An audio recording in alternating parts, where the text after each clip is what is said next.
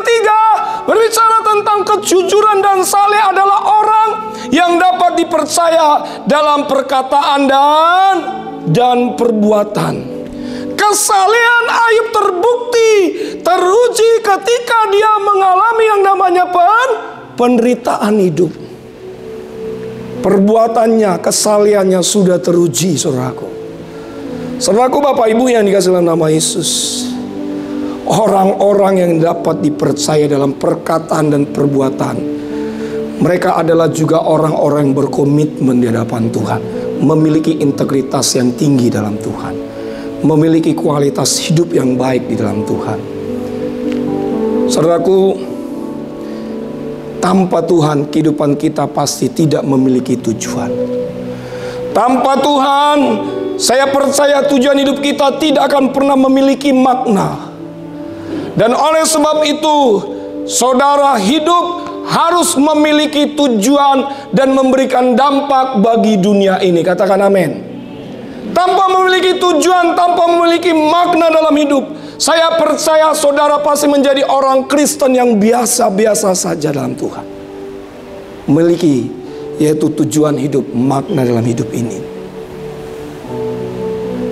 Saya melihat banyak hari-hari ini orang Kristen tidak tahu tujuan hidupnya kemana. Suatu ketika saya pernah tanya seorang anak muda, saya bilang, apa tujuan hidup kamu? Lalu si anak muda bilang, Pak, mengalir saja. Mengalir kemana? Sampai ke laut tenggelam. Iya kan? Saudara memiliki tujuan hidup. Saudara berumah tangga punya tujuan hidup. Saudara buka usaha punya tujuan hidup. Saudara studi punya tujuan hidup. Saudara beribadah punya tujuan hidup. Jadi saudaraku, kemanapun saudara melangkah harus memiliki tujuan yang jelas. Tanpa memiliki tujuan yang jelas, kita menjadi orang Kristen yang biasa-biasa. Amin. Makanya ada goal settingnya, ada tujuan yang jelas. Kalau saudara sebagai mahasiswa kuliah selama 4 tahun, harus selesai 4 tahun, selesai S1-nya 4 tahun. Jangan menjadi mahasiswa abadi, ya kan? Kuliah sampai 8 tahun gak selesai-selesai, ya kan? Akhirnya apa? DO, dipecat. Iya bener. Saya semenjak saya mulai kuliah, saya punya komitmen, ya, punya tujuan, ya, 4 tahun. Jadi punya goal setting, ya. Jadi kalau kita kuliah itu selesai 4 tahun. Nah, selesai 4 tahun apa? Mau jadi apa berikutnya? Harus punya tujuan, punya goal setting, ya. Jadi kalau nggak punya tujuan, ini hidupnya apa? Mau kemana kita ini? Ya kan? Tapi saya melihat wajah-wajah saudara memiliki tujuan yang jelas di dalam Tuhan. Orang-orang yang takut akan Tuhan. Beri tepuk tangan, beri pujian bagi Allah kita. Saya percaya bahwa orang-orang yang takut akan Tuhan, Allah turut bekerja mendatangkan kebaikan. Sekali lagi beri tepuk tangan, beri pujian bagi Allah kita. Itu yang pertama. Yang kedua, Ayub pasal 30 ayat 20. Slide berikutnya, mari sama-sama kita baca 2-3 ayat. Aku berseru minta tolong kepadamu, tetapi engkau tidak menjawab. Aku berdiri menanti, tetapi engkau tidak menghiraukan aku.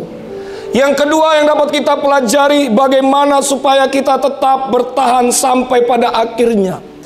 Ketika menghadapi penderitaan seperti yang dialami oleh Ayub, yang kedua yaitu tetap bertekun di dalam iman.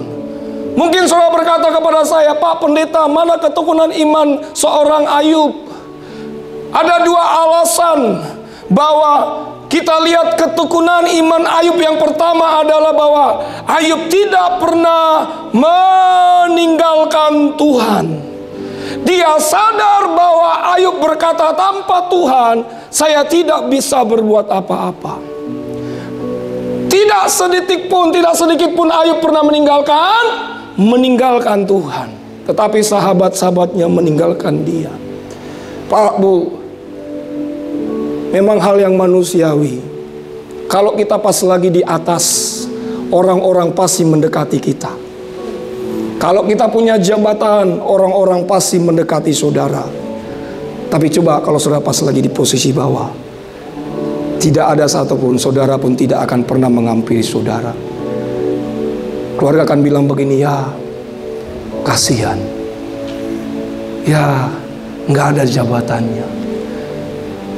Itu udah biasa Pak dalam dunia ini. Tapi dengar baik, percayalah, percayalah, Yesus tidak akan pernah meninggalkan saudara. Sekalipun manusia meninggalkan saudara, orang-orang hebat meninggalkan saudara, tapi Tuhan tidak pernah meninggalkan saudara. Yang kedua yang dapat kita pelajari alasannya kenapa Ayub bertekun dalam iman. Yang kedua yaitu Ayub sadar bahwa Tuhan yang dia sembah adalah sang penebus di hidupnya. Ayub berkata bahwa Tuhanlah sang penebus hidup saya. Ayub berkata bahwa Tuhan yang selalu menyelamatkan saya, yang selalu dapat saya andalkan.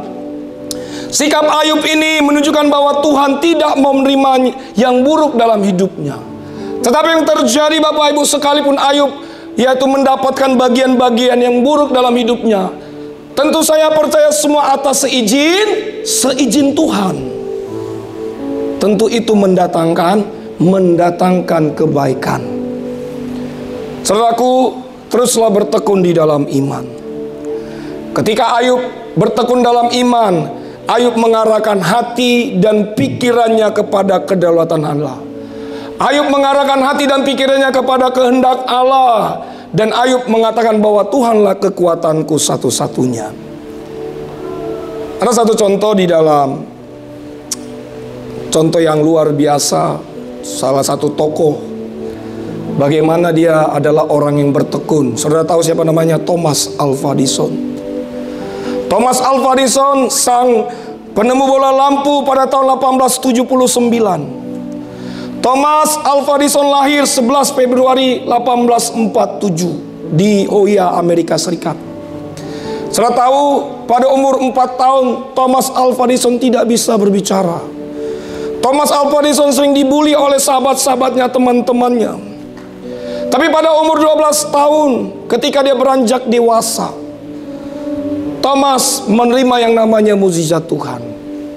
Thomas mulai bekerja untuk membantu kebutuhan orang tuanya. Dia berjualan. Bahkan sampai-sampai Bapak Ibu, karena dia sering dibully, akhirnya dia tidak mau bersekolah. Dan orang tuanya mendidik dia di rumahnya.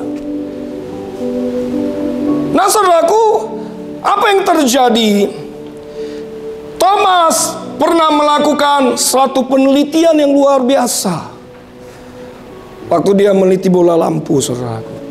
Tahukah saudaraku bahwa 99 kali Thomas pernah mengalami yang namanya kegagalan dalam meneliti bola lampu. Tapi tahukah saudaraku, 100 kalinya Thomas berhasil menciptakan bola lampu. Saudara tahu, itu berkat karena ketekunannya. Itu berkat karena kegigihan seorang Thomas Alva Edison.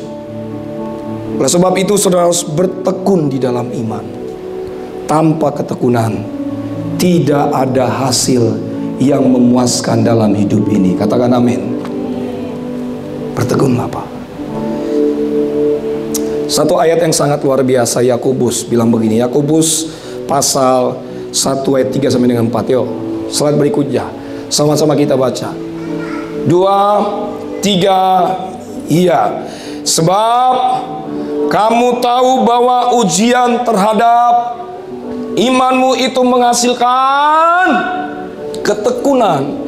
Dan biarlah ketekunan itu memperoleh buah yang matang, supaya kamu menjadi sempurna dan utuh dan tidak kekurangan suatu apapun. Yakobus bilang begini, sebab kamu tahu bahwa ujian terhadap imanmu hari ini pasti menghasilkan ketekunan. Katakan amin.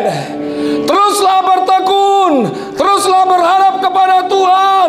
Manusia bisa meninggalkan saudara, manusia bisa mengecewakan saudara, tetapi Tuhan tidak akan pernah meninggalkan, mengecewakan saudara hari ini. Beri tepuk tangan dulu, beri pujian bagi Allah kita. Ketekunan iman saudara suatu sikap hati yang lebih dari sekedar percaya kepada Allah. Amin. Bertekun dalam iman, Pak. Bertekun dalam iman. Kerjakan bagian kita biar Allah mengerjakan bagiannya. Setia dalam perkara-perkara kecil, maka saudara akan diangkat naik, dikasih tanggung jawab yang besar. Bapak Ibu yang dalam nama Yesus, berkat ketekunan Ayub, Alkitab saudara berkata bahwa Ayub dipulihkan oleh Tuhan. Itu yang kedua. Yang ketiga, yang terakhir, Ayub pasal 40 ayat 10. Ayub 40 ayat 10. Lalu Tuhan memulihkan keadaan Ayub setelah ia meminta doa untuk sahabat-sahabatnya. Dan Tuhan memberikan kepada Ayub 2 kali lipat dari segala kepunyaannya dahulu. Saya akan bacakan dalam terjemahan bahasa Indonesia. Dia bilang begini. Kemudian setelah Ayub berdoa bagi ketiga temannya, bayangkan Ayub berdoa, Tuhan membuat dia kaya kembali dan memberikan kepadanya dua kali lipat dari segala kepunyaannya dahulu. Jadi yang ketiga Bapak Ibu yang dapat kita pelajari, bagaimana supaya kita tetap bertahan sampai pada akhirnya ketika menghadapi penderitaan. Kita belajar dari kisah Ayub, tetaplah melepaskan pengampunan. Selama masa-masa penderitaan, Ayub selalu menyalahkan sahabat-sahabatnya, selalu menyalahkan Tuhan. Yang menarik, ketika Ayub mendoakan sahabat-sahabatnya, ketika Ayub melepaskan pengampunan kepada sahabat-sahabatnya yang sering diejek sahabat-sahabatnya, teman-temannya meninggalkan oleh Ayub. Tapi ketika Ayub berdoa, Alkitab saudara berkata bahwa keadaan 2 kali lipat dan Ayub dipulihkan oleh Tuhan. Pak, Bu, oleh sebab itu kita sebagai orang Kristen, kita harus mengampuni orang-orang yang bersalah kepada kita. Amin. Saya mencatat ada suatu jurnal psikologi, dia bilang begini. Ini menarik sekali saudaraku. Coba slide berikutnya. Dia bilang begini.